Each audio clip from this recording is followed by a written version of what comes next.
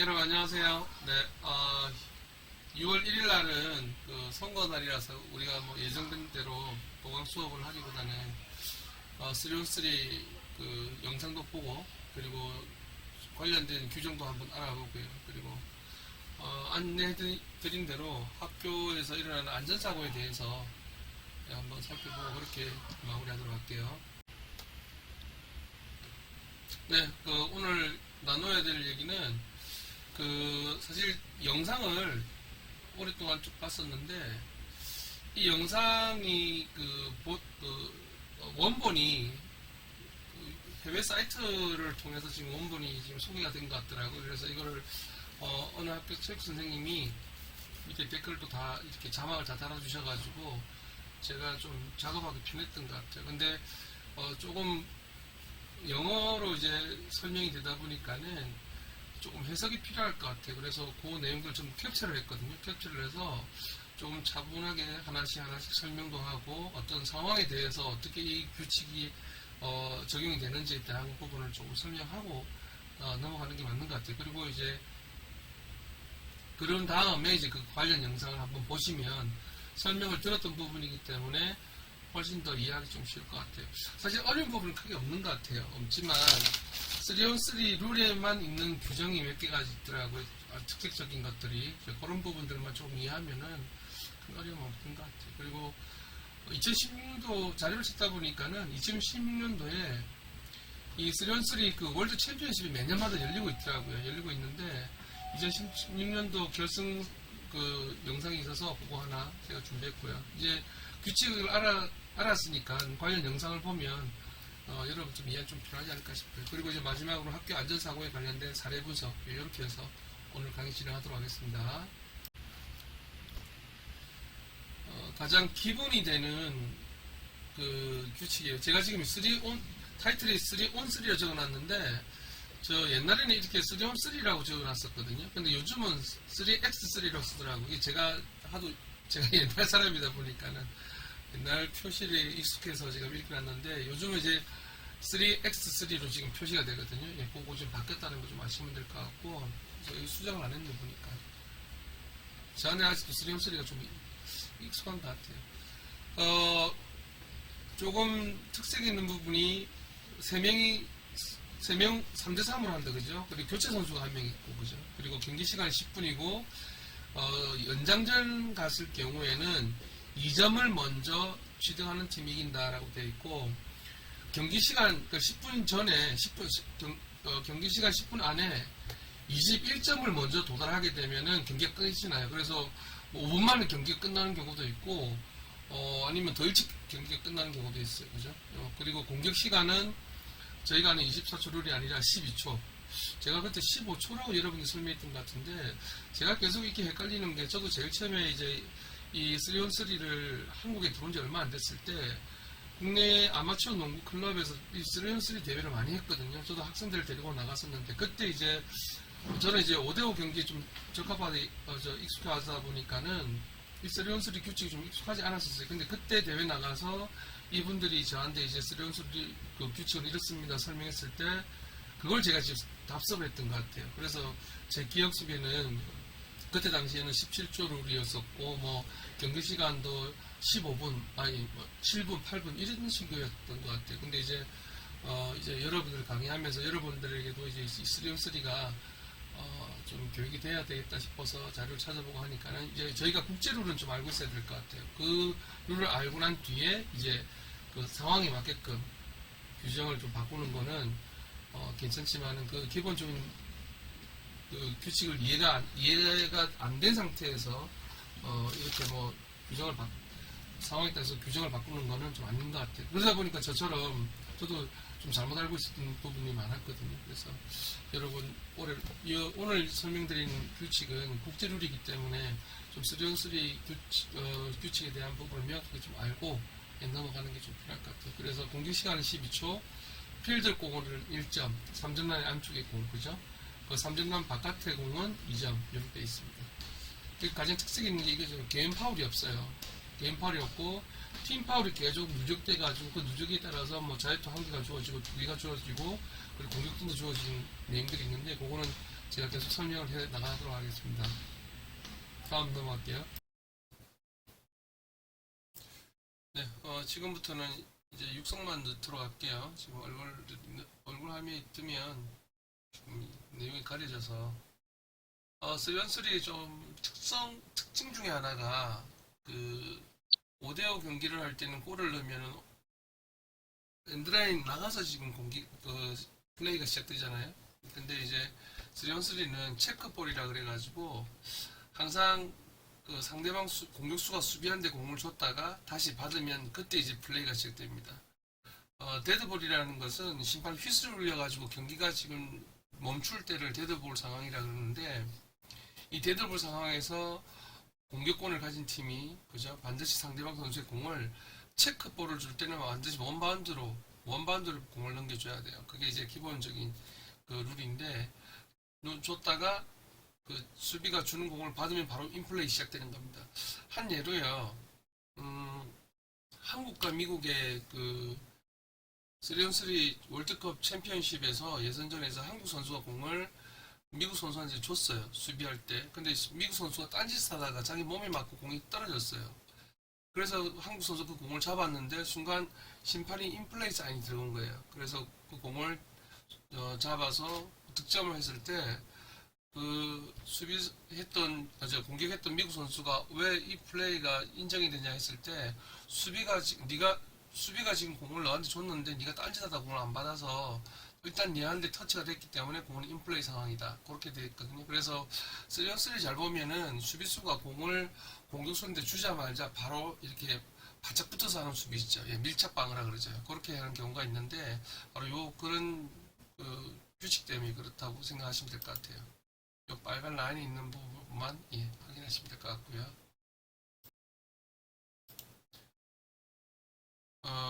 공격수가 공을 골을 시키면은 그 수비수들은 그 공을 잡아가지고 드리블을 하거나 또는 패스로 우리가 얘기하는 3점 라인이 있죠.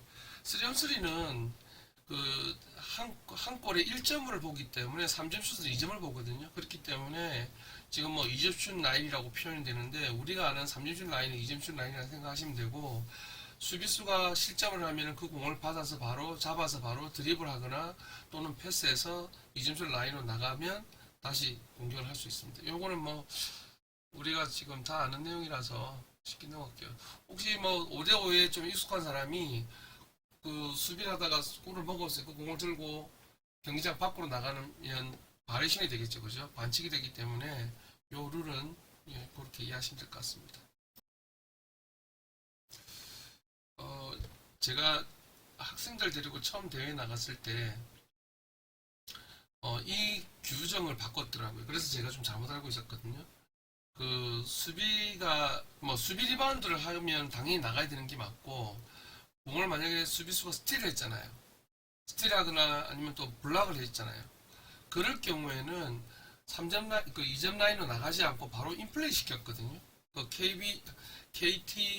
KT 유소년 3on3 대회 아이들을 한 3년 전인가 5년 전에 데려나왔을 때 거기서는 그 규칙을 저한테 설명해서 그때 제가 좀 잘못 알았던 거죠. 그 자체에서 규정을 바꿨던 거예요. 원래 규정은 수비 리바운드를 하든 뭐 스틸을 하든 블럭을 하든 공격권이 바뀔 때는 반드시 2점 라인 쪽으로 나왔다가 다시 해야 된다. 그렇게 아시면 될 것 같아요. 여러분들이 학교에서 만약에 하실 때는 저는 개인적으로 KT 했던 그 룰이 좋았었어요. 스틸하거나 아니면 에어볼 같은 경우 바로 3점 라인 나오지 않고 바로 공격을 할 수 있다. 이렇게 해버리니까는 이 시간상으로 조금 이득을 많이 보는 것 같더라고요. 학교에서 골대가 2개밖에 없을 경우에는 이렇게 좀 루즈하게 경기를 하는 것보다 좀 타이트하게 해서 학생들이 활동하는 시간을 좀 많이 벌어주는 게 좋겠죠, 그죠? 학생들에게 경기 3on3의 정확한 룰은 설명을 하고 우리가 오늘은 이런 이유에서 좀 규정을 바꿨다라고 해서 규정을 좀 바꿔서 하는 방법은 괜찮을 것 같아요, 그죠? 현장에 많이 적용해 보세요.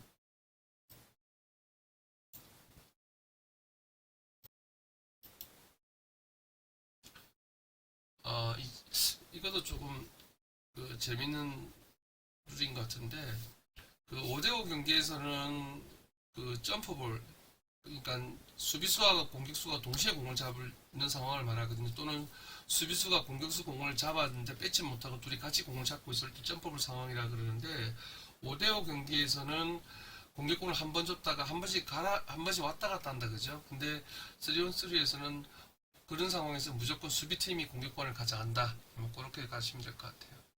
어려운 건 없다 그죠?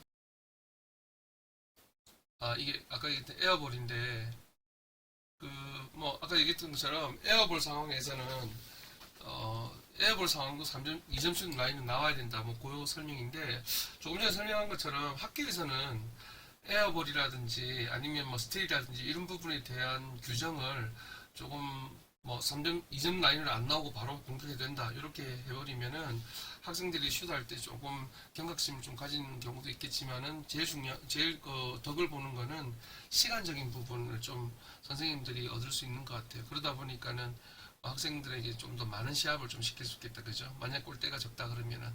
아까 설명했던 내용이라서 넘어가도록 할게요. 네, 이것도 뭐 설명했던 얘기입니다. 스틸, 블럭. 이것도 역시 마찬가지로 2점 라인 나왔다가 공격해야 된다.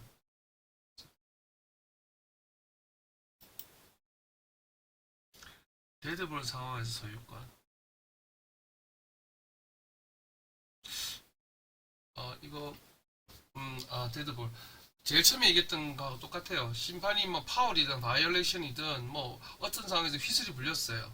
그걸 이제 그럼 휘슬이 불리면 경기가 중단되잖아요, 그죠? 그걸 데드볼이라 그러고 그럴 때는 항상 탑코트. 그 탑코트가 하프라인을 보시면 돼요. 하프라인에 보면 동그라미 원 있죠. 예, 그 하프라인에서 시작한다. 그렇게 하시면 돼요. 하여튼 데드볼 상황 심판 휘슬이 울려서 경기가 중단됐을 때는 모두 다 탑코트에서 시작한다. 그렇게 하시면 될 것 같아요. 네, 이제 조금 중요한 부분이 나오는데, 예, 이 부분은 저도 사실은 조금 많이 헷갈렸던 부분이었거든요. 이제 5대5 경기에 조금 익숙하다 보니까는 개인 파울, 팀 파울, 그 다음에 뭐 이런 부분에 대해서 항상 조금 특성화되어 있다 보니까는 3on3도 사실 파울 5개면은 어떻게 되지라는 생각을 좀 많이 했던 것 같아요. 근데 이제 사실 학생들 7분, 8분 경기에서는 5반씩 퇴장을 잘 안 시키거든요. 그런 경우 없는데 3on3의 가장 특징을 한번 얘기해보라 그러면 저는 이건가 팀 파울이 개인 파울이 없다는 것 같아요. 그 3on3는 개인 파울이 없어요. 개인 파울이 없는 대신에 팀 파울만 있는데 한 개에서 6가지는 슈팅 동작일 때는 말 그대로 자유투 하나를 줘요. 그리고 2점 슛은 자유투 2개. 이거는 똑같다 그죠? 근데 6개를 넘어서 아니 6개 그 슈팅 동작이 아닐 때는 그냥 탑코트에서 그 휘슬 파울이 불리면은 뭐 볼 데드 상황이다 그죠? 그러면 항상 탑코트에서 바로 시작하면 되고 자 7개부터는 7, 8, 9개부터는 자유투를 2개 그리고 10개부터는 자유투도 2개 주고 공격권까지 예, 이렇게 생각하시면 돼요.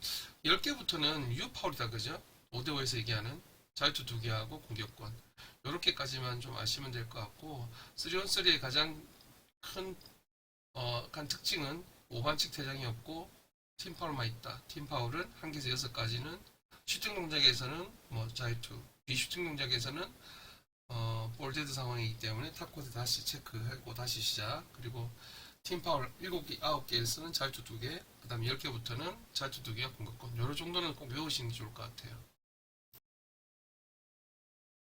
뭐 이거 금방 설명했던 내용이다 그죠? 네. 슈팅이 아닐 때는 탑코트에서 체크볼 후 공격을 진행합니다. 넘어갈게요. 네, 이 부분도 지금 말씀드린 거라서 네, 넘어가도록 하겠습니다. 네, 뭐 아까 얘기한 것처럼 개인 파울은 없지만 실격 파울과 유 파울 2개는 퇴장당한다라고 되어 있는데 그러면 아까 그 한 팀이 4명이기 때문에 이제 교체 선수가 없어지는 게다 그죠? 그러면 근데 실격 파울하고 유 파울은 고의적인 파울인 거 알겠고 실격 파울은 T 파울 그러니까 그 테크니컬 파울 같아요. 제 생각에는 이 T 파울은 뭐 심판한테 항의를 하거나 아니면은 뭐 어떤 상황에서 좀 부정을 일으켰을 때 뭐 선수 교체를 좀 잘못했다거나 뭐 이런 적용이 안 될까라는 생각이. 실격 파울은 사실은 제가 좀 못 찾아봤어요. 이 내용이 지금 어떤 거는. 근데 제 느낌상 그 테크니컬 파울인데, 테크니컬 파울은 U 파울과 다르게 득점 상황에서 고의로 하는 파울이 아닌 뭐 심판 항의라든지 뭐 그런 어떤 내용들인 것 같아요. 이게 조금 다르다. 그래서 실격 파울하고 U 파울 두 개면 해당 선수 퇴장당한다. 이 정도는 이해하시면 좋을 것 같아요. 자, 선수 교체인데요. 이게 뭐 5대5 같이 뭐 그 본부석에다 선수 교체 있습니다라고 얘기는 하지 않고 그냥 데드볼 상황 그리고 체크볼 상황에서는 언제든지 선수 교체를 할 수 있다. 단 교체 선수는 경기장 밖에 대기 구역에 있다가 들어와야 된다. 뭐 나올 때는 반드시 나오는 선수와 들어가서 터치가 이루어져야 된다. 이 정도까지는 아시면 될 것 같아요. 그 어려운 내용은 아니고 그냥 선수 교체에 있는데 볼 대들 때만 교체할 수 있다. 그렇게 아시면 돼요. 그리고 선수 교체는 반드시 안에 있는 선수가 경기장 바깥으로 나갈 때 경기장 밖에 있는 들어오는 선수가 서로 터치를 해야지 경기를 들어올 수 있다. 뭐 그런 정도만 이해하시면 될 것 같아요. 네, 앞서 설명드린 내용입니다. 이건 나중에 영상 보면은 그 영상 캡처한 거기 때문에 영상 보면은 그 영상이 보이실 거야 아마. 네, 이것도 설명드린 거고. 나중에 그 신체 접촉을 한 후에라는 내용이 있거든. 그러니까 하이파이브라든지 뭐 선수 교체를 반드시 하고 이렇게 하지 않고 들어갔을 때 아마 실격 파울이 아닐까. 그러니까 터치도 없이 또는 선수가 나오기 전에 들어간다든지 이런 규정을 위반하게 되면 앞서는 얘기했던 그 테크니컬 파울, 실격 파울이 아닐까라는 생각이 들어요. 제 생각에는. 예, 여기 있죠. 선수 그 하프라인 바깥에서 선수가 대기하고 있죠. 여기가 선수 대기석인 것 같아요. 그래서 코트에 있는 선수가 이 대기석을 나가면서 하이파이브를 하면 대기석에 있는 선수가 안으로 들어간다. 뭐 그 정도로 이해하시면 될 것 같네요. 네, 경규칙 영상 보고 올게요. 네, 오늘 3on3 농구 경기 규칙에 관련된 영상인데요. 이거 그 창동 여자 중학교에서 근무하시는 김희진 선생님이 이 원본 파일에다가 그 한글 자막을 다 넣어주셨더라고요. 그래서 여러분들 보시기 좀 편할 것 같아서 원본 파일보다는 이게 좀 나을 것 같더라고요. 그래서 이제 아무래도 아이들 뭐 교육용으로 만들어지다 보니까는 여러분들한테 좀 좋을 것 같아요. 이런 영상들은 여러분들이 따로 뭐 보관해 놨다가 다음에 또 학교 현장에 가셨을 때 자막이 다 달려 있으니까 여러분 좀 유용하게 쓰이지 않겠나 싶어요. 전체적인 내용을 한번 쭉 말씀드렸으니까는 한번 보시면 될 것 같아요. 제가 이제 설명드렸던 내용들도 여기 관련된 규칙이니까는 그렇게 한번 보고 올게요. 영상을요.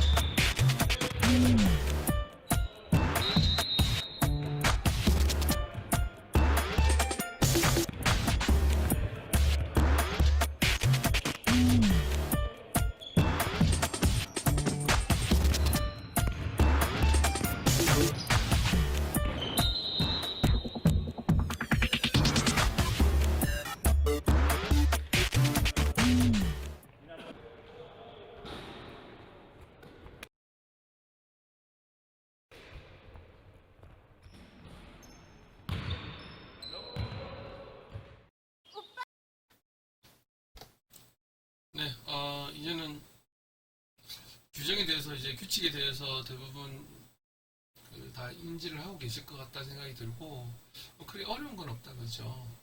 다만 이제 그 체크를 하고 플레이를 하는 것과 그리고 개인 파울이 없는 것 그리고 볼데드 상황일 때는 체크 버리고 선수 교체는 그죠.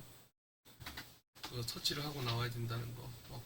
볼데드 상황에서 심판이 콜 없이 그냥 자유롭지 않지 볼데드 상황인 거죠. 그렇게 좀 정리가 됐으니까는 이제 머릿속에 규칙에 대한 부분이 어느 정도 정리가 됐기 때문에 한번 관련 경기를 보는 게 좋을 것 같아요. 보시면 이젠 여러분들 시선에 들어올 것 같아요.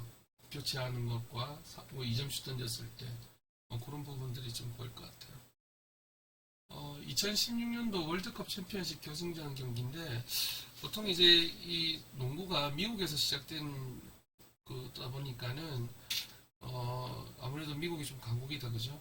3on3도 마찬가지입니다. 미국에서 먼저 시작돼서 길거리 농구라 그러죠. 시작돼서 이제 올림픽까지 정식 종목으로 올라왔는데 그러다 보니까는 미국이 좀 강세인 건 맞아요.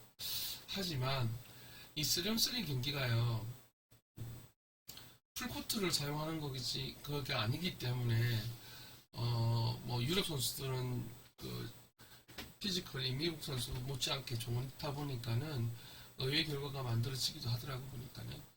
그래서 2016년도에 미국과 세르비아라고 알고 있는데 세르비아 맞네. 미국과 세르비아의 경기 결승전이거든요. 재밌더라고요. 여러분들 한번 보시면 이제 규칙을 알기 때문에 선수가 바뀌는 교체되는 상황이라든지 아니면은 3점 슛 던졌을 때 득점하는 순간이라든지 그런 것들을 좀 유심히 보시면 좋을 것 같아요. 영상 보고 오겠습니다.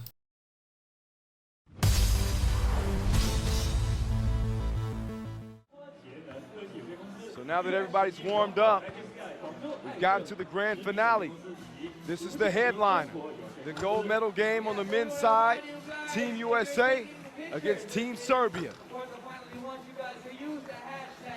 The seasoned veterans who block. World champion, the gold medal. It's in a but they're Henry.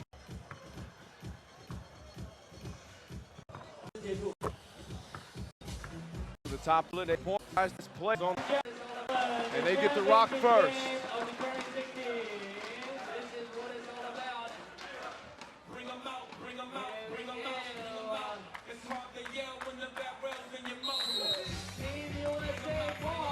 Anaconda guarded by Bullet.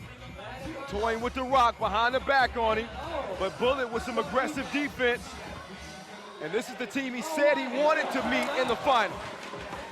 Well, you got what you asked for, Mr. Bulletproof. Let's see if you guys can handle it. The Maestro with the miss. That's going to be white ball off of Anaconda's foot. And you won't find a more competitive player than Dusan Bullet. And I mean that. Marco Sub-Zero to the Maestro. He pulls up, and he's fouled by Mike Henry.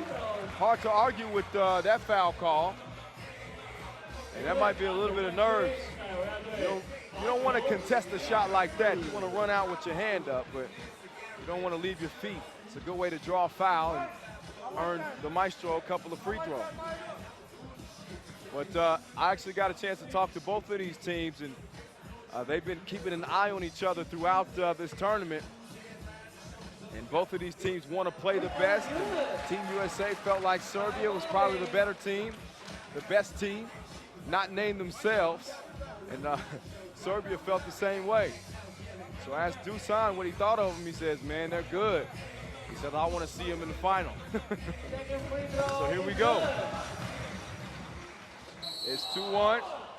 Maestro with the foul on McKinney. Anaconda to Henry. Henry guarded by Savage, trying to create some space and some pesky defense from Savage. And Henry still gets the score.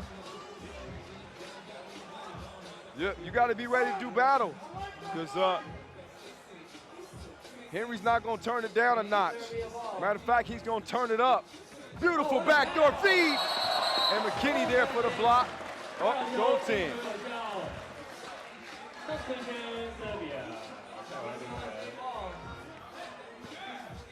So 3-2. Michael Henry kicks it to Anaconda. Been struggling with a shot a little bit today.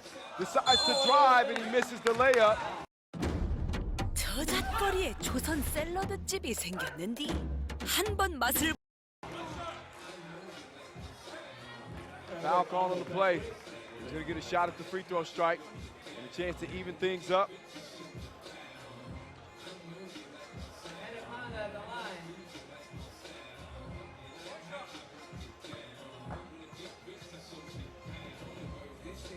Anaconda. Favorite song is American Dreamin' by Jay-Z. I like that cut too. I like that cut even better from Savage as he takes the feed and gets the score. Henry taking it all by himself, but he's called for the travel as he took a bump and shuffled his feet.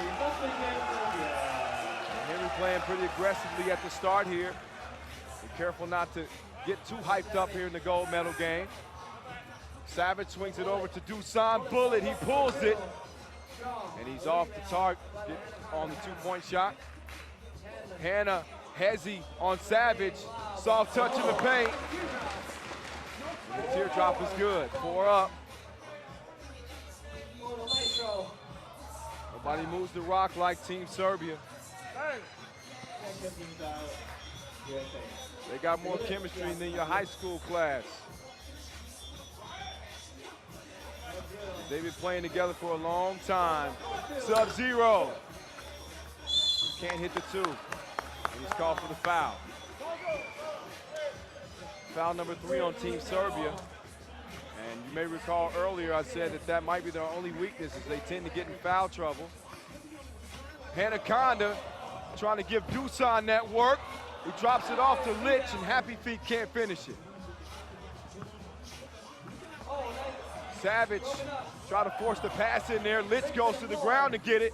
Anaconda fires the 2-ball. Bang, bang. 6-4 lead for Team USA. Savage to Bullet. And he's got the size advantage. He goes right past Hannah. And Mike Henry won't even give Dusan a freebie layup. There's none of that. And I don't think you're going to intimidate Dusan Bullet, even if you block his shot after the foul has been called. Dusan, feed down to the Maestro. Smart decision to kick it out to an open Savage, who normally will knock that down. He misses, and Henry's long on the 2. Hannah with the rebound. Litch saves it. Happy Feet going at the Maestro. He's got the size, but he's called for 5 seconds. You can't have your back to the basket posting up for more than 5 seconds. 3x3 rule. Litch a little bit new to the scene, might not have known that, but now he knows. And now you know that you cannot guard that backdoor cut as Savage bounces it into Bullet. And then Maestro takes Anaconda's cookies, and then Savage gives him a 2 on top of that. Serbia takes the lead 7-6. Litch posting up Bullet. Over the top, plus the foul, and 1.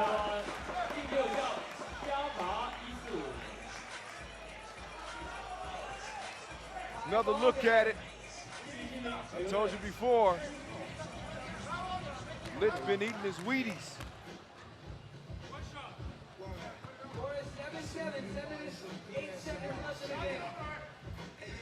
About 3 minutes has passed in this one.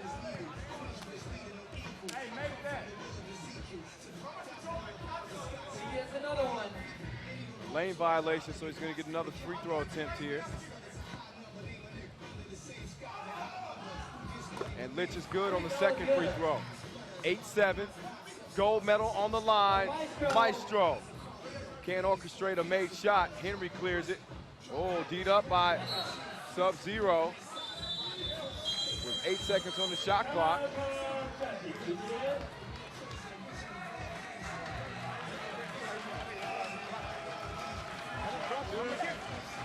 Another look back at some of the highlights so far in this one. And it has been as good as you would expect it to be. Anaconda finding some space. And a floater in the paint. Ridiculous pass from Sub-Zero to Savage. As you see that, that chemistry from Serbia on full display. Bottoms on the shot. We got ourselves an 8-7 game, 6:55 on the clock. Anaconda can't hit it. Savage to the Maestro. Maestro, Dusan Bullet. And he's shooting the kill here in the gold medal game. Anaconda to Henry, gathers the ball and scores it. And USA evens it at 9 apiece. The Maestro. Defended pretty well by Henry.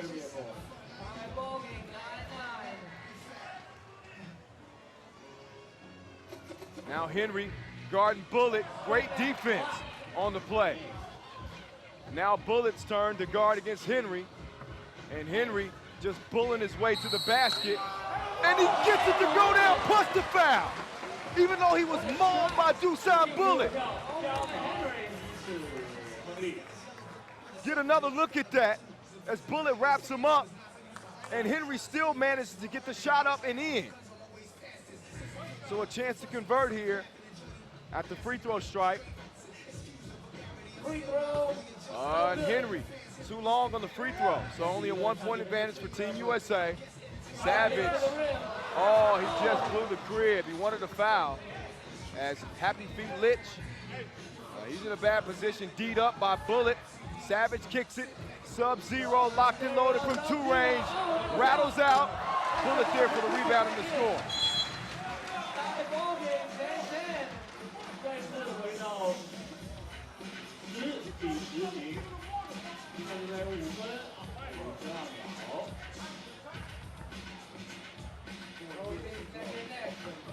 Anaconda with the move, but McKinney with the follow.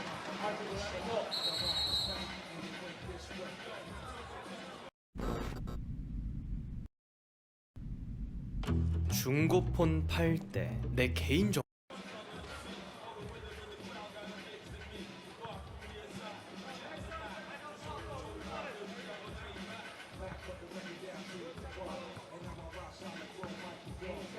Sub-Zero waiting for the Maestro to come through, and Henry elevates for the block. Now he's taking it at the Maestro, loses the rock. Probably should have swung it. The Maestro up fake, lets the 2 fly, he misses, and McKinney touches the top of the backboard to get the rebound, going at Dusan and scores as the Americans are too strong on the inside. Maestro on the drive, he's fouled, and he goes down. These are 2 heavyweights, ladies and gentlemen, going back and forth.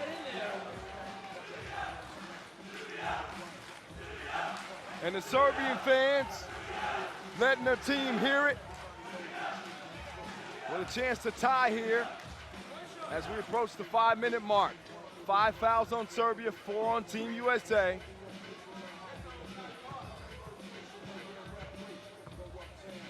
The Maestro, free throw is good.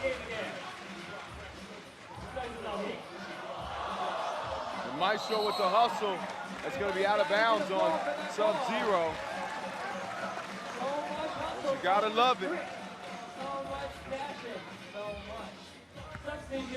Nothing but respect between these 2 teams for each other.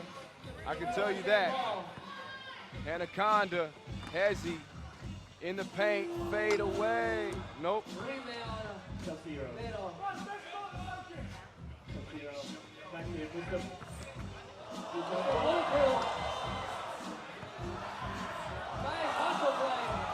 Dusan Bullet open for two, and he misses it. Sub-Zero rebound in the score.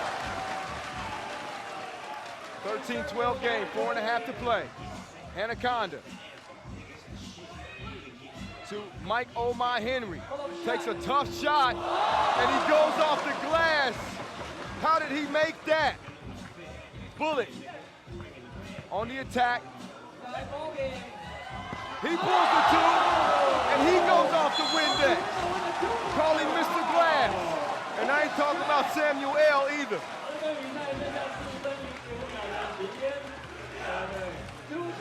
15-13. Anaconda trying to answer with a deuce.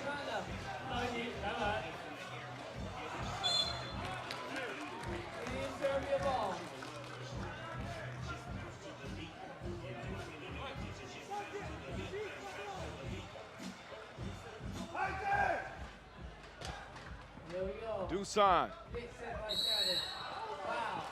Fouled by Mike "Oh-My" Henry.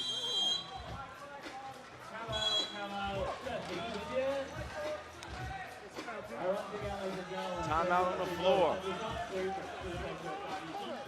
Gold medal.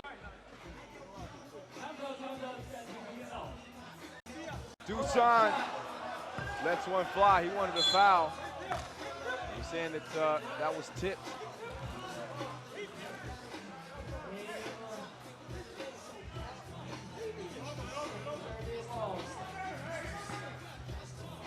Serbia ball, 5 seconds on the shot clock. The Maestro, long ball. Oh yeah. 17-14. Team Serbia has taken the lead here with 3:40. The crowd letting them hear it. Hear the Serbia chants. Team USA looks to compose themselves. 2-possession game, 5 fouls apiece. And Henry with a silly foul there. That's foul number 6 on Team USA. One more and they're in the penalty.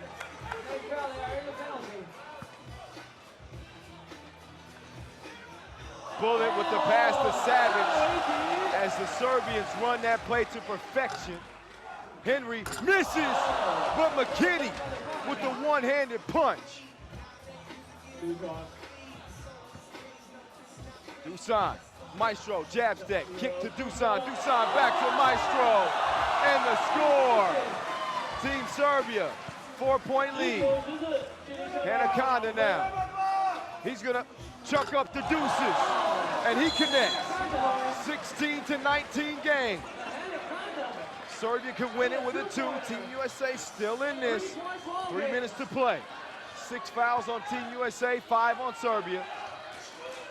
Dusan with a mismatch here, guarded by the larger McKinney. Now Dusan with Henry on him. Gives it to him for the game winner. Team Serbia says the gold is ours here in Guangzhou.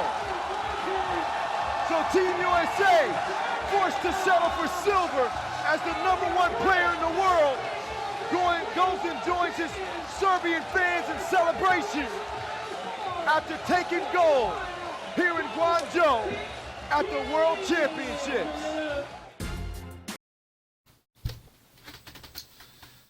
네, 3on3에 대한 규칙은 이제 여기까지 하고요. 여러분들 이제 어느 정도 이제 체육 학생들이다 보니까, 그리고 우리가 또 강의 시간도 했었잖아요, 그죠? 그래서 이제 조금 명확하게 좀 정리가 됐을 거라 생각을 하고, 이제는 학교 안전사고에 대해서 한번 살펴봤으면 좋겠거든요. 2021년도 4월에 그 서부교육지원청에서 의뢰가 들어와가지고 부산시내에 있는 초중고 체육선생님들을 대상으로 연수를 했던 내용입니다. 이게 올해도 했었는데 올해 자료보다는 21년 자료가 조금 더 나아서 갖고 왔었어요. 그때 저는 해외 사례 21년도에 그 외국 미국이나 다른 나라에 있는 체육 수업을 안내를 했던 것 같아요. 예, 그때 자료들을 내가 다시 돌아보니까는 미국에 있는 체육 선생님이 그 영상을 올려놓은 게 있어요. 그래서 미국에서는 또 아이들을 어떻게 지도한다, 뭐 이런 것들, 그리고 그런 것들을 이제 선생님들이 그 아무래도 원문이다 보니까 그 영어다 보니까는 좀 접근하는 게 있어서 좀 힘들어서 그거를 바로 번역해서 바로 볼 수 있도록 그렇게 안내를 했던 것 같아요. 2021년도에. 그리고 중등 선생님들은 그 해외 사이트에 보면 좋은 내용들이 많아요. 그런 부분들을 조금 설명했던 것 같아요.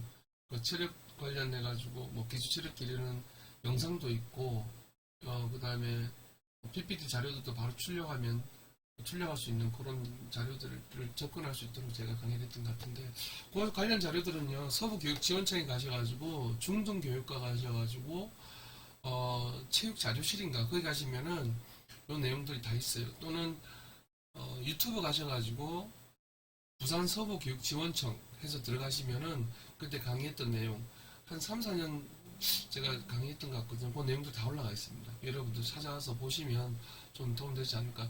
이것만 있는 게 아니라 현직에 계신 여러분 선배님들이 또 그 코로나 상황에서 블렌디드 수업을 또 어떻게 진행하시고 또 어떤 자료를 내셨는지에 대한 내용도 다 있으니까는 여러분 참고하시면 좋을 것 같아요. 그리고 또 모르죠. 여러분들이 또 만드는 그때 그 세계에서는 이렇게 좀 장황한데 여러분들이 또 맞이하시는 그 학생들 그때에는 또 다른 일이 어떻게 일어날지 모르지만 이런 자료들을 조금 여러분들이 소장을 해놓는다 그러면 좀 많이 도움이 될 것 같다는 생각이 들어요. 그래서 시간 되시는 분들은 서부교육지원청 가셔가지고 관련 자료를 조금 받아 놓으시면 도움 될 것 같아요. 아마 임용에도 좀 도움이 되지 않을까 싶어요. 거기 유능한 선생님들이 뭐 교육과정 요즘 8차 교육과정인지 7차 교육과정인지 모르겠는데 교육과정에 관련된 내용들을 또 풀어서 설명하시는 분도 계시거든요. 그 내용 중에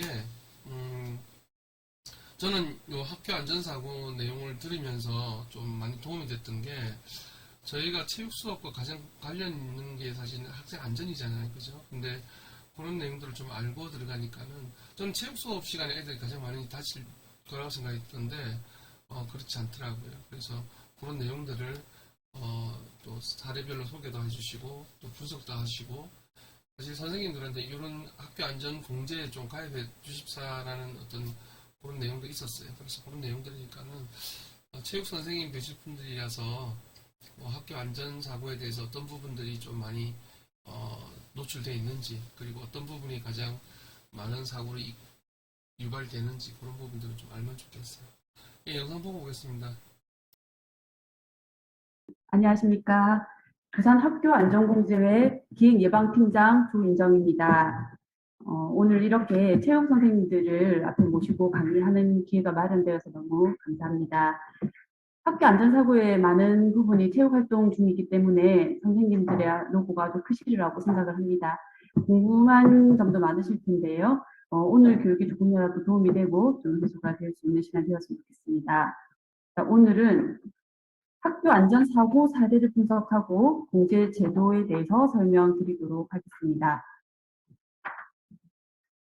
순서로는 학교 안전공제 제도, 두 번째로는 학교 안전사고 통계와 사례를 분석을 하고, 세 번째 판례로 교사의 책임 범위를 알아보도록 하겠습니다. 네 번째 예방 조치 사항입니다. 네, 학교 안전공제회입니다. 학교 안전공제회는 교육활동 중에 발생할 안전사고를 예방하고 학생, 교직원, 교육활동 참여자가 학교 안전사고로 인하여 입은 피해를 신속 적정하게 보상함으로써 학교를 보호하고 안정된 교육 분위기를 조성함을 목적으로 설립되는 교육감이 설립한 특수법인입니다.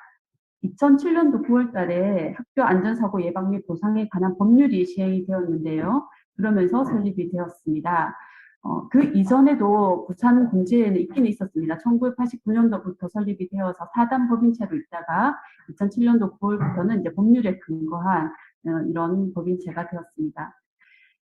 이 학교 안전법이 생기면서 학생과 교직원, 교육활동 참여자의 과실을 묻지를 않고 학생 사고 시에는 신속히 보상을 함으로써 학생들이 빨리 교육에 복귀할 수 있도록 하는 걸 목적으로 무과실 책임주의를 채택한 그런 법입니다.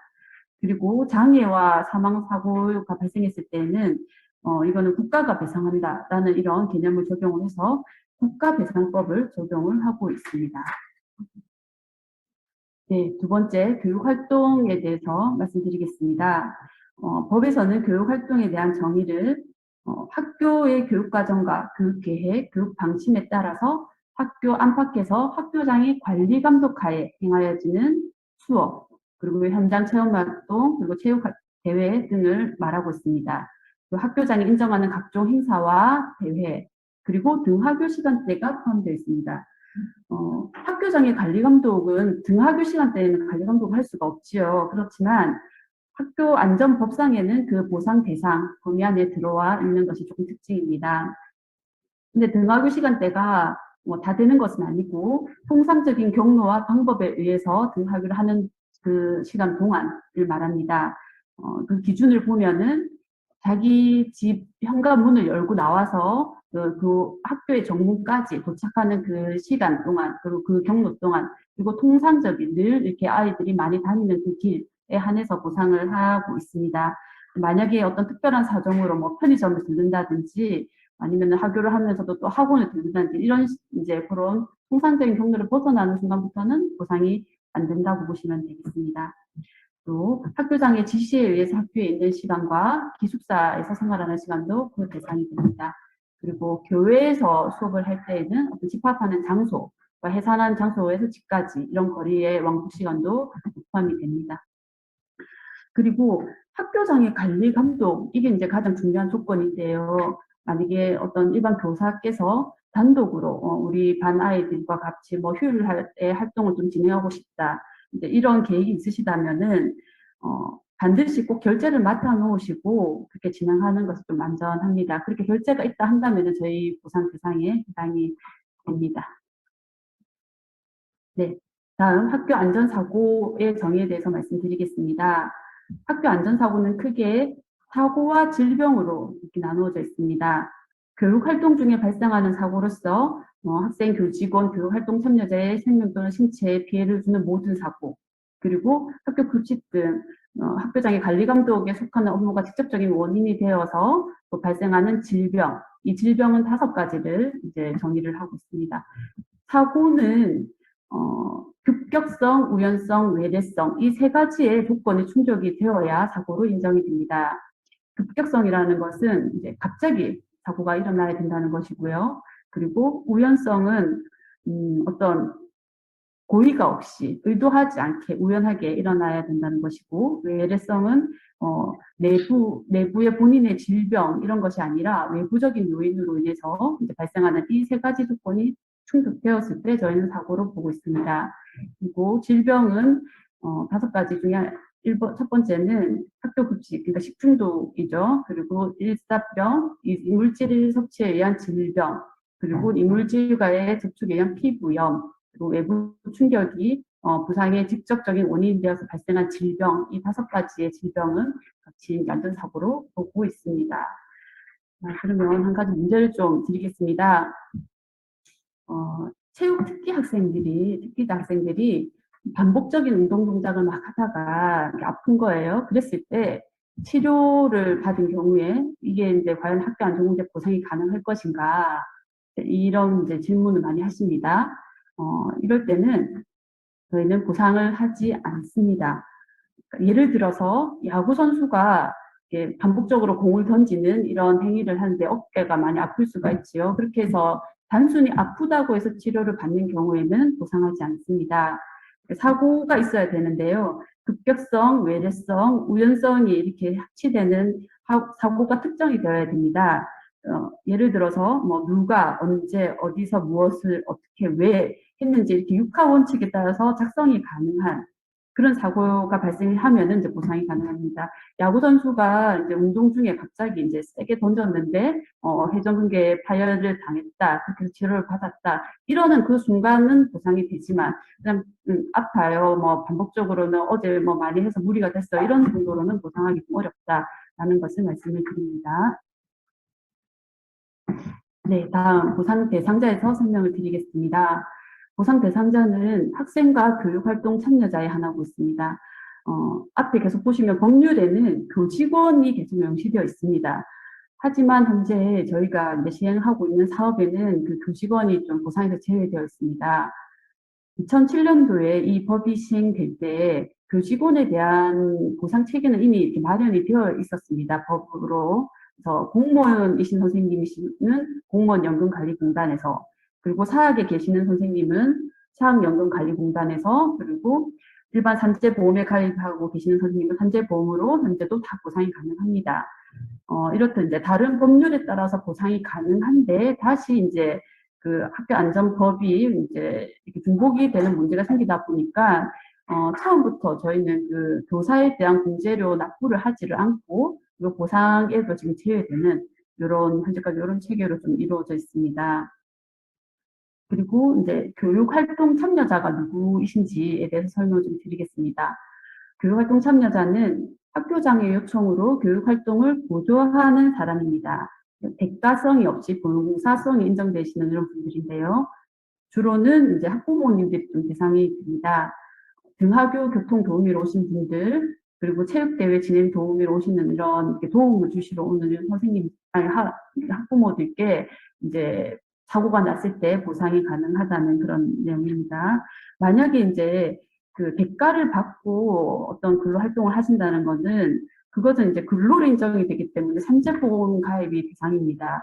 그래서 이제 학부모님들이 오실 때는 근로를 그 대가를 지급하지 않으니까 그 공제에서 그 교육활동 참여자도 인정합니다. 이렇게 보시면 되겠습니다. 자, 그러면 또 한 가지 문제를 좀 드리겠습니다.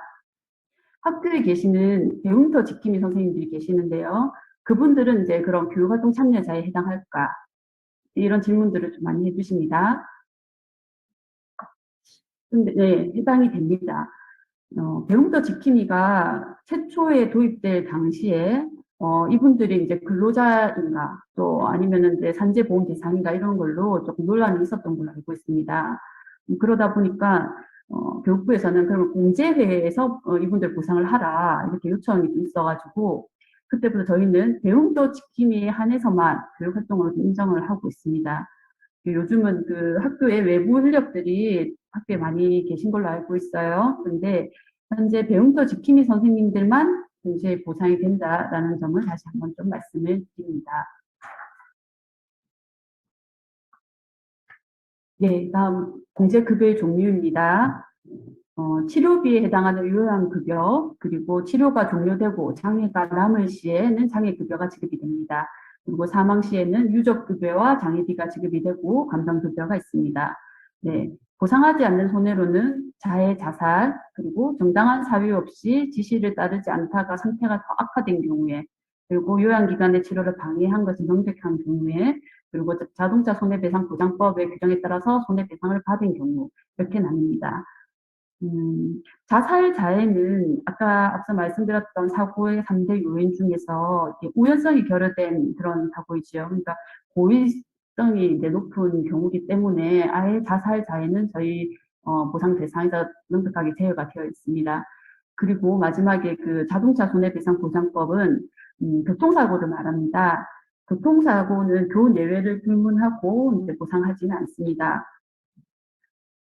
우리나라는 이제 자동차 손해배상법에 따라서 대인배상원은 의무가입 대상입니다. 그래서 자동차를 운전하시는 모든 분들은 다 보험을 들어서 운전을 하시는 것이고, 학생이 교육활동 중에 이제 만약에 그 교통사고를 당했다 한다면 그 교통사고 운전자에게 그 가해자가 가입한 보험으로 처리가 받을 수 있는 경우라서 지금 법적으로는 아예 이제 제외가 되어 있습니다. 참고하시면 되겠습니다.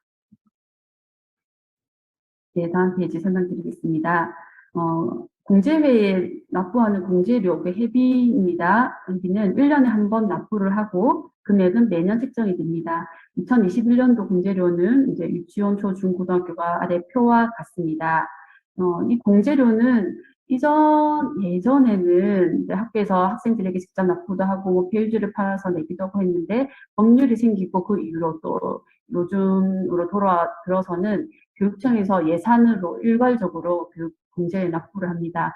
일괄 납부는 작년부터 공제로 바로 이렇게 납부를 하기 때문에 학교의 행정 업무를 조금 덜어드리는 그런 지금 시스템으로 가고 있습니다. 그리고 100% 의무 가입이 되어 있습니다. 다음 공제회에서 추가로 하는 사업을 좀 설명드리겠습니다. 고의성이 있는 사고는 보상하지 않는 것이 원칙입니다. 하지만은 2014년도에 학교폭력법이 개정이 되고 또 안전법을 개정하면서 학교폭력 지원 사업을 지금 시행하고 있습니다. 학교폭력으로 인한 피해는 가해 학생의 보호자가 부담하는 것이 원칙입니다. 그런데 이제 피해 학생의 신속한 치료 이런 것들을 돕기 위해서 치료비를 선 지원을 하고 추후에 저희가 이제 가해 학생으로부터 보상하는, 돌려받는 그런 제도를 시행하고 있습니다. 그리고 심리 상담 치료비 지원 사업입니다. 학교 안전사고로 이제 피해를 입은 학생, 교직원, 교육활동 참여자 또 그 가족에 대해서까지도 심리적 안정과 사회 적응이 필요한 어떤 심리적인 치료가 필요할 때 그 비용을 지원하는 제도입니다. 네, 저희 공제 제도에 대해서는 이제 이렇게 설명을 좀 마치고 다음은 통계 근거에서 좀 설명을 드리도록 하겠습니다. 네, 보시는 표는 지난 10년간의 지급 건수를 나타낸 표입니다. 2013년도 6,539건을 최고로 이제 계속 감소 추세를 보이고 있습니다. 그동안 학생 수도 감소하지 않았느냐 이렇게 말씀하실 수 있는데요. 학생 수 감소율은 한 33% 정도인데 또 대비 사고 건수 감소율은 한 57%니까 이 예방 효과가 좀 발휘하고 있는 것이 아닌가 이렇게 좀 봐집니다. 그리고 2020년도는 코로나로 인해서 사고 건수가 많이 줄어들었습니다. 전년도 대비 38%가 감소를 했고요. 2,787건으로 보상 완료했습니다. 근데 금액은 또 87%에 못 미치게 17%만 하락을 했습니다. 그것은 이제 점점 고액 사고의 진입 건수가 좀 늘고 있는 그런 이유입니다. 다음 공제급여 종류별로 말씀드리겠습니다. 요양급여, 장애급여, 유족급여로 나눌 수 있습니다. 해마다 한두 건의 사망사고가 좀 보고가 되는데요. 그런데 다행히 작년에는 사망사고가 없어서 유족급여에는 자리가 없습니다. 요양급여는 2,779건에 9억 1,400여만 원이고 장애급여는 8건에 6억 5,700여만 원, 총 개는 2,787건에 15억 7,100여만 원이 지급을 했습니다. 장애급여를 보시면은 전체 8건이지만 금액은 매우 큽니다. 6억 5,700여만 원 정도를 지급을 했고, 이것은 최근에 들어서 소송을 통한 이제 장애 청구가 많이 증가한 그런 결과로 말씀드릴 수 있습니다. 네, 시간대별입니다. 실험 있는 줄 몰랐다. 유치원, 초, 고등학교를 좀 보시면은, 유치원은 수업 시간이 가장 높습니다. 그리고 초등학교는 휴식 시간이 가장 사고가 높고요. 중고등학교는 체육 시간이 가장 높습니다. 유치원 같은 경우는 수업 시간과 휴식 시간의 구분이 명확하지 않기 때문에 수업 시간에 아무래도 활동이 더 많기 때문에 사고가 높으리라고 예상할 수 있고요. 초등학교 같은 경우는 다른 데와 좀 다르게 체육 시간보다 휴식 시간이 그 사고가 한 2배 정도 더 많은 것을 알 수 있습니다. 중고등학교 갈수록 체육 시간에 사고가 좀 많습니다. 네, 다음 신체별에 대해서 말씀드리겠습니다. 신체별 통계로는 저학년, 그러니까 나이가 어릴수록 좀 상반신에 팔, 얼굴 부위에 사고가 많이 발생하는 것을 알 수 있습니다. 유치원은 얼굴 부위가 단연 많고요. 그리고 초등학교는 팔 부위가 사고가 많습니다. 그리고 중고등학교로 갈수록 다리 부위가 사고가 많이 발생합니다. 유치원과 특수학교처럼 사고에 즉각적으로 신체 반응이 좀 이렇게 떨어지는 그런 경우에는 이제 얼굴 부위 사고가 많은 것을 표로 좀 알 수가 있습니다. 네, 다음은 장소별입니다. 운동장, 운동시설, 강당, 일반 교실, 복도, 계단 순으로 사고가 발생을 합니다. 운동장, 운동시설이 30%에 달하고요. 강당은 20%입니다. 결국 체육 활동과 연관된 장소, 두 개의 합을 보면 50%에 달하기 때문에 거의 안전사고의 한 절반 정도는 체육 활동과 연관이 있지 않나, 이렇게 봐집니다. 네, 행동별도 분석을 해보았습니다. 행동별은 체육 활동으로 볼 때는 한 42%, 그 체육 활동과 관련 없는 행동으로는 58%로 봐집니다. 체육 활동 중에서는 축구, 농구, 그다음에 피구족구, 체육 기타 순으로 사고 발생이 일어납니다. 표를 보시면은 축구는 농구보다 한 2배의 가량 많습니다. 그래서 단연 사고 발생을 많이 일으키는 종목은 이제 축구다라는 것을 좀 이 표를 통해서 알 수가 있습니다.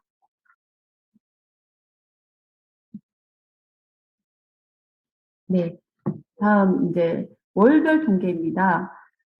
월별은 5월 달이 가장 사고 발생률이 높고요. 그리고 11월, 12월, 4월, 그리고 10월, 6월, 7월, 9월, 3월, 2월, 8월, 1월 순으로 사고 발생률이 나타납니다. 다음은 요일별로 한번 따져봤습니다. 요일별은 그 발생에 큰 뭐 유의미한 차이는 없습니다만은 화요일, 목요일 조금 더 사고 발생률이 높고요. 수요일, 금요일, 그다음에 월요일, 토요일, 일요일 순으로 사고가 발생합니다.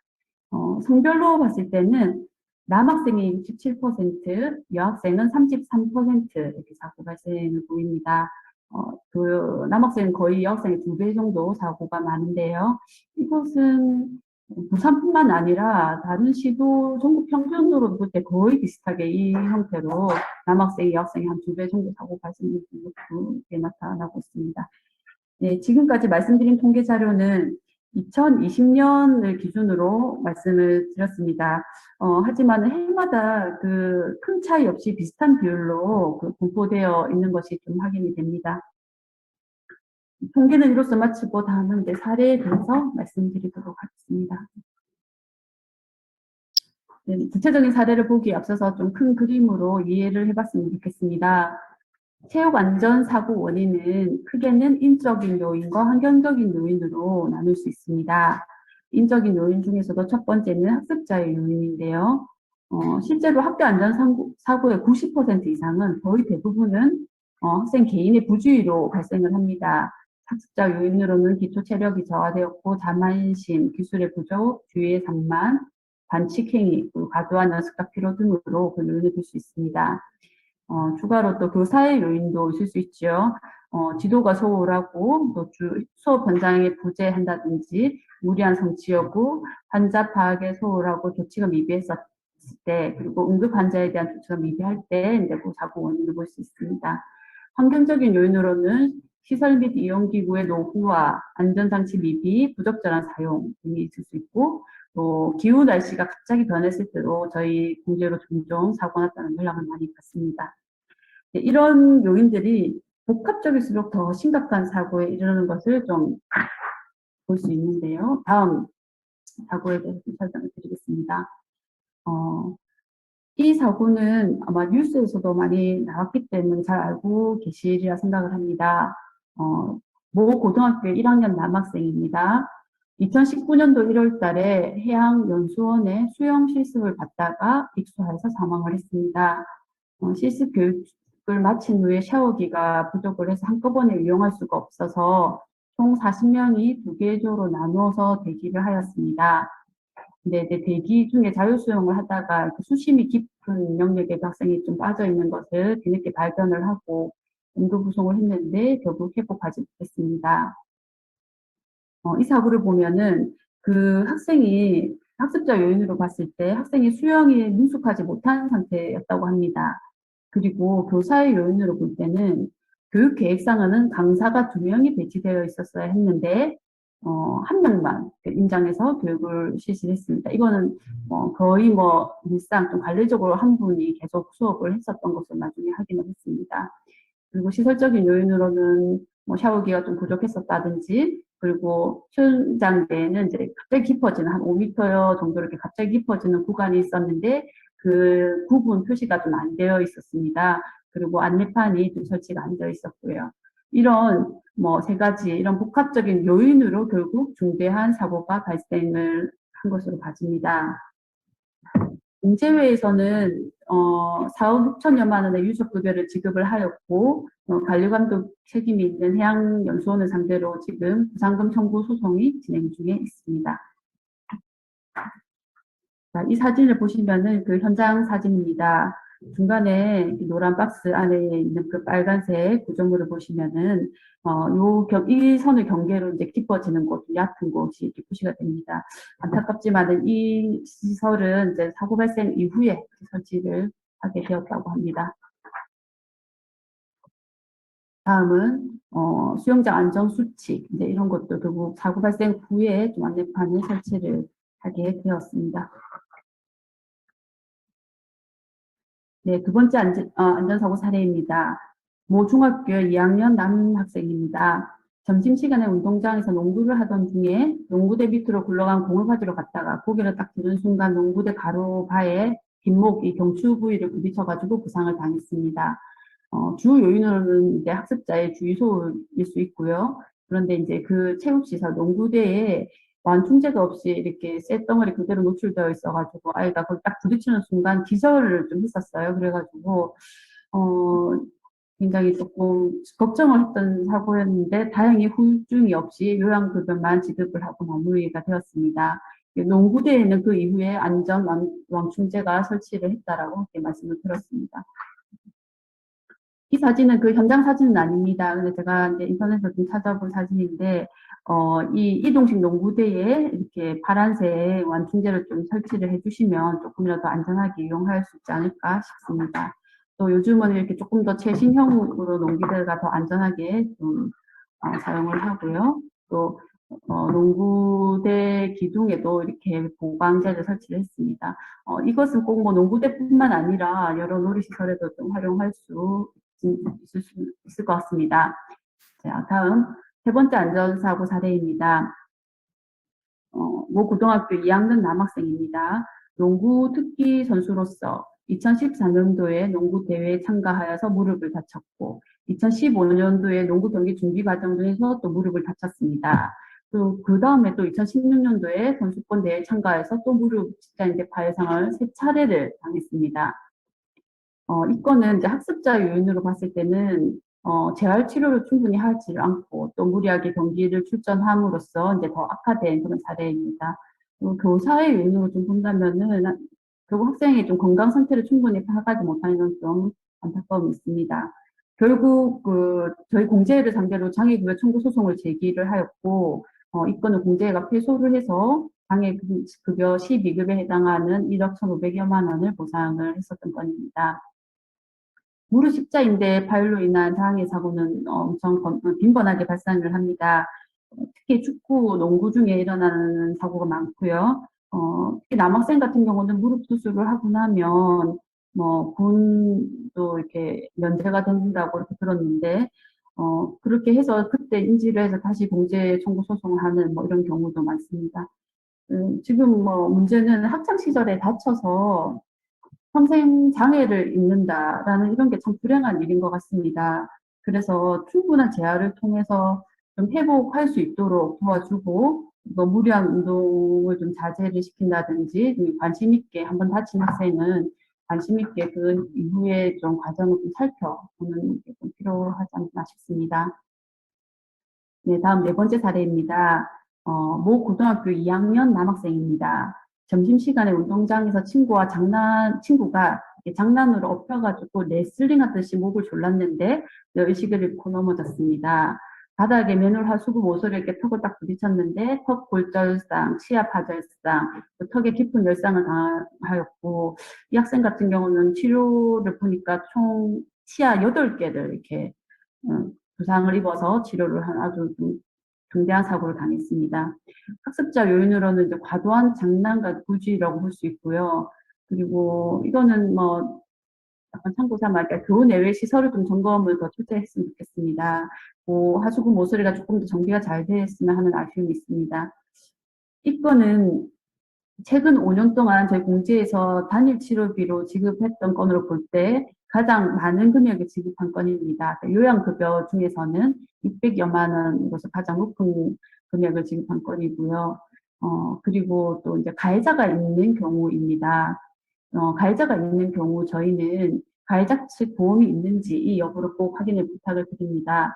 가해자 측 보험은 이제 일상생활 배상 책임 보험이라고 해서 보통 부모님들의 이제 운전자 보험에 특약으로 가입을 한 경우라든지 아니면은 본인 실손 보험에 특약으로 적은 금액으로 일상생활 배상 책임보험을 요즘은 많이 가입을 하고 있는데 이 보험은 이제 장난을 쳐서 뭐 이렇게 고의성이 없는 다른 사람의 어떤 뭐 물건을 부서뜨린다든지 아니면 이렇게 지금처럼 다치게 한다든지 이랬을 때 그 배상을 하는 그런 보험입니다.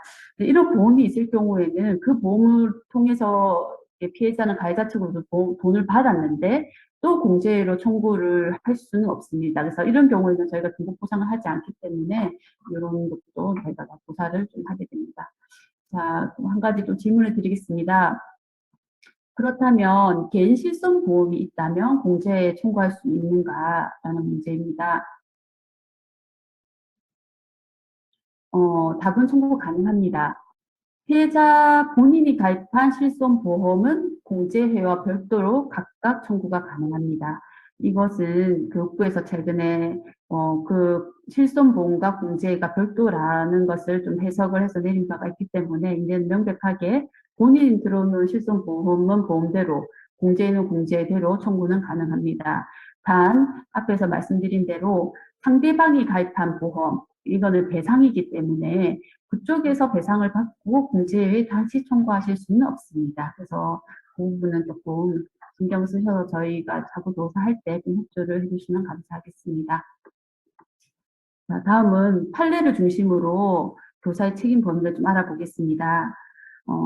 교사의 책임 범위를 판단한 중요한 대법원 판례 두 가지가 있습니다. 첫 번째로는 교사의 보호감독 의무 책임 범위를 나타낸 것입니다. 교장이나 교사는 학생을 보호할 감독과 의무를 지니고 있습니다. 그런데 그것은 교육활동과 아주 밀접한 생활관계의 하나며 그리고 교육활동의 때와 장소, 가해자의 분별 등의 여러 사정을 고려하여서 학교에서 통상 발생할 수 있다고 예측되거나 예측 가능성이 있는 경우에 책임을 진다라고 관시하고 있습니다. 예측 가능성을 아주 중요시하게 보고 있는데요. 전혀 예측을 못했던 아주 뜻밖의 일이거나 있을 수 없는 이런 경우까지 다 책임져야 된다고 보지는 않는 것 같습니다. 그리고 두 번째, 공무원 중과실의 개념입니다. 공무원에 통상 요구되는 정도의 상당한 주의를 하지 않더라도 약간의 주의를 한다면 손쉽게 예언할 수 있었는데 그것을 하지 않아서 고의에 가까운 현저한 주의를 결여한 상태, 이럴 때는 공무원에게 중과실이 있다라고 그렇게 판단을 합니다. 그런데 이제 판례는 좀 판례의 뿐인 것 같습니다. 저희 공제에서 이렇게 여러 경우를 보면은 비슷한 경우인데도 그 재판의 결과가 좀 다르게 나오는 경우들이 종종 있습니다. 그래서 판례는 좀 참고하시고 개별 사고의 결과를 무조건 좀 이제 확실히 말씀드릴 수 있다 이렇게 보지는 않습니다. 그래서 이렇게 중요한 개념은 예측 가능성이 있느냐 없느냐, 그리고 사고 시에 현저한 주의를 결여했느냐, 이 두 가지 원칙만 기억하시고 판단하시는데 좀 도움이 되셨으면 좋겠습니다. 다음은 교사의 과실 책임을 인정한 경우입니다. 이거는 부산의 사례는 아닙니다. 2009년도 7월 8일 날 초등학교의 체육 시간에 피구 경기를 하다가 공을 주우러 이렇게 갔는데 먼저 간 학생이 머리를 딱 들면서 이 뒷머리에 그 얼굴을 부딪혀서 치아와 코뼈 골절상을 아주 심하게 입은 사고였습니다. 근데 그렇게 해서 그 피해자는 교육감을 상대로 소송을 제기를 했습니다.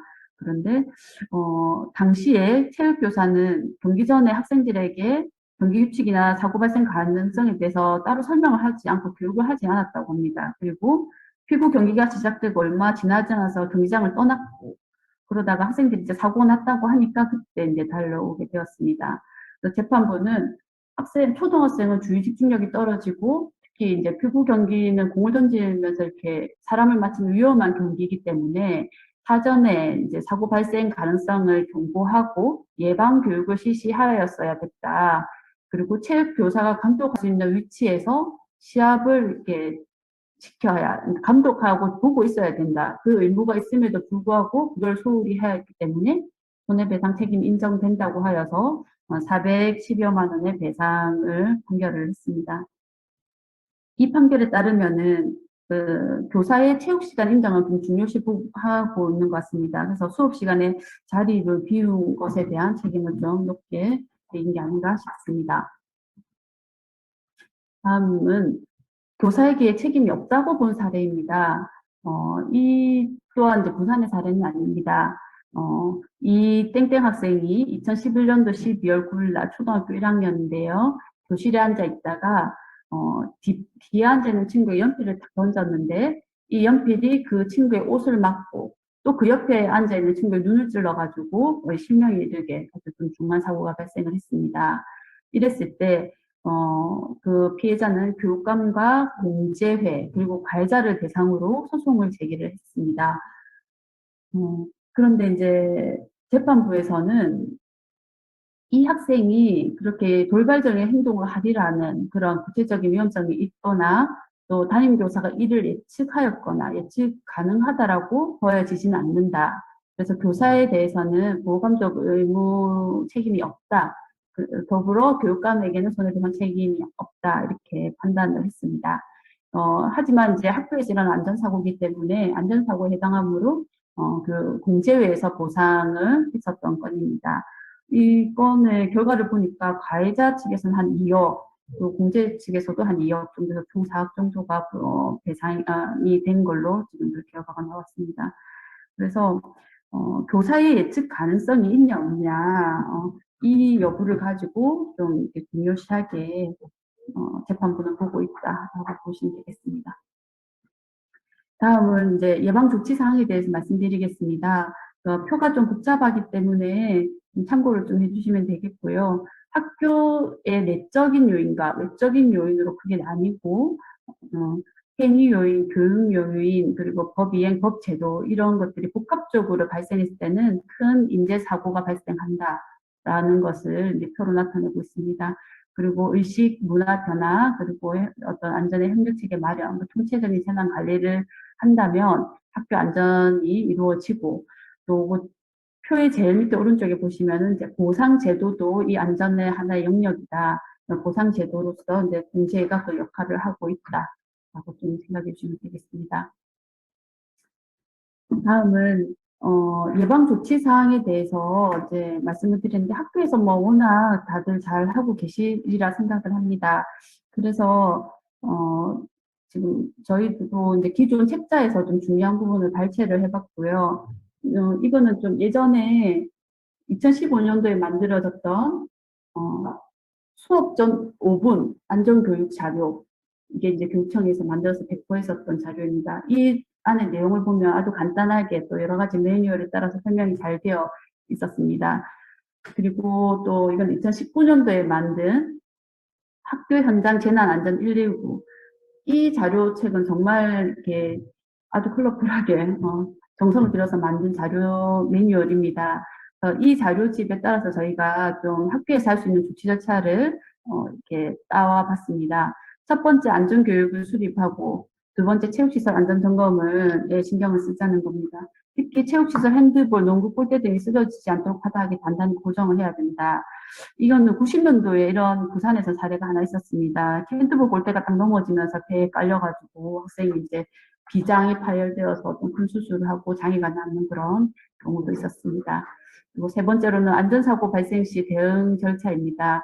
사고 즉시 보건교사와 가까운 사람들에게 지원을 요청하고 필요시 119를 신고를 합니다. 응급처치를 실시를 하고 심정지 상황이면 심폐소생술, 심장 충격기 등은 빨리 사용할 수 있어야 됩니다. 그리고 학교장께 보고를 하고 전문병원, 보호자에게도 반드시 통보를 하고 그리고 공차를 이용해서 전문병원에 이송을 합니다. 그렇게 해서 실시간 대응을 좀 마치고 추후에는 더 이상 재발하지 않도록 대책 마련에 힘써주시면 감사하겠습니다. 학교 안전공제 지원 신청도 그 일부일 테고 그리고 재발 방지 안전교육도 좀 실시가 필요합니다. 다음은 학생이 지켜야 되는 안전수칙, 행동 요령에 대해서도 이 책자에 잘 설명이 되어 있었습니다.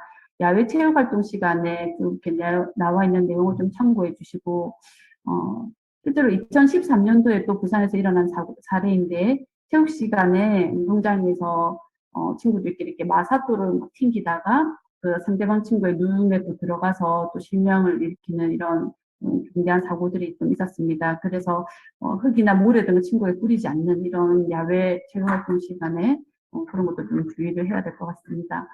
실내 체육활동 시간도 마찬가지입니다. 저희가 이제 강당에서도 사고가 워낙 한 20% 정도는 나기 때문에 학생들이 좀 주의해서 행동 요령을 익혔으면 좋겠습니다.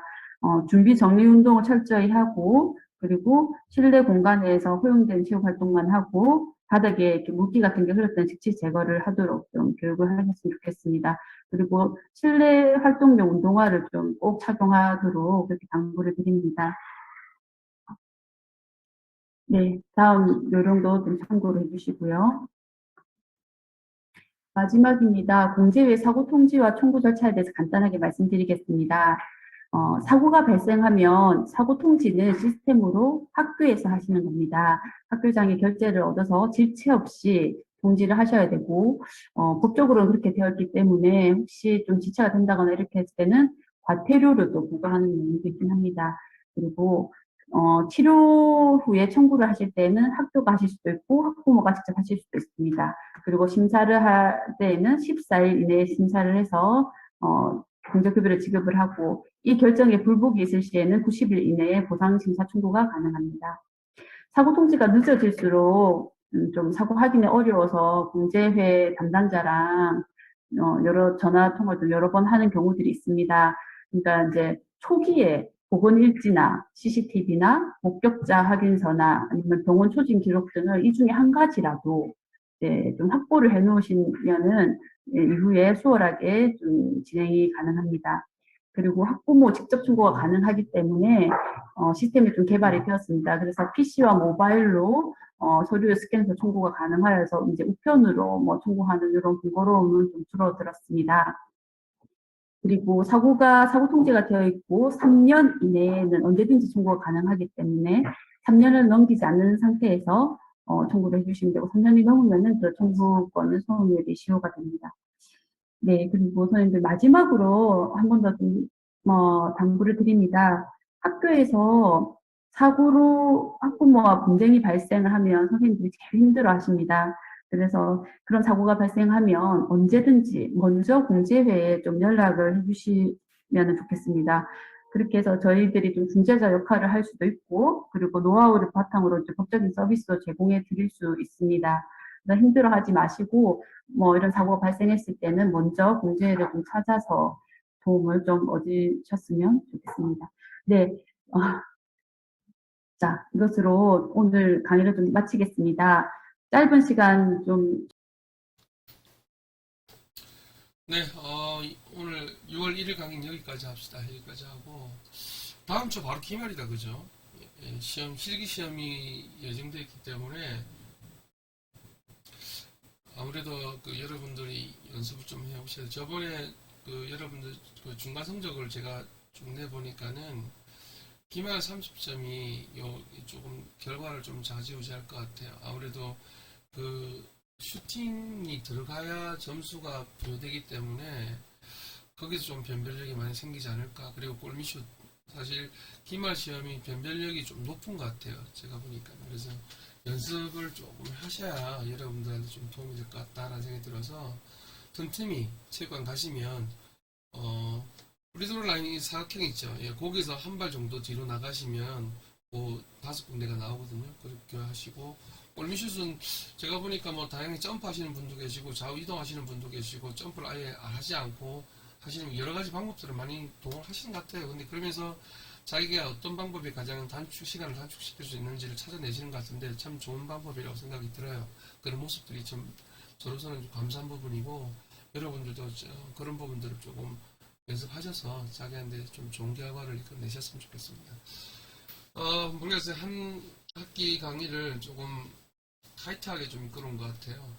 저는 나름 여러분들에게 조금 좋은 지식의 전달이 이루어졌으면 좋겠다는 생각을 많이 하고 있는데 항상 부족함을 느끼고 있어요. 부족함을 느끼기 때문에 또 계속 연구하고 또 살펴보고 하는 거고, 2학기 때는 더 좋은 강의로 또 여러분들 만났으면 좋겠다는 생각이 들어요. 1학기 한 학기 동안 수고 많으셨습니다. 우리 실기하고 바로 또 집에 갈 거기 때문에 인사를 딱 나눌 시간이 없을 것 같거든요.